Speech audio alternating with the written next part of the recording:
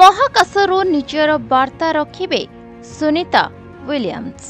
एते दिन धरी तांकर खबर न मिलथिबा बेले एबे तांको विषय रे चर्चा हेउछि। एबे महाकाशरू विश्ववासी को संबोधित करिवे भारतीय वंशोद्भव महाकाशचारी सुनीता विलियम्स। तेबे भारतीय समय अनुसार राति 8:30 समय रे सुनीता महाकाशरू निजर वार्ता रखिबा सह मिशन संपर्क रे अधिक सूचना देबे।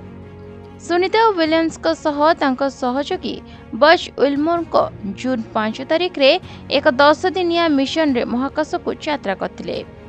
तेबे केतक यांत्रिक त्रुटि कारणरू एही दुई महाकाशचारी वर्तमान पर्यंत पृथ्वी पृष्ठ को फेरी पारि नाहांती, जेउथिपई विलंब हेबा नै मध्य आशंका रहुछि।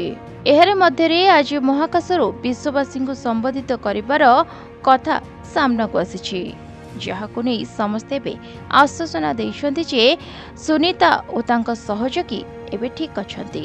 तेबे नासा ऑफिशियल वेबसाइट रे एहा रहे सीधा प्रसारण। ब्यूरो रिपोर्ट प्रतिदिन टीवी।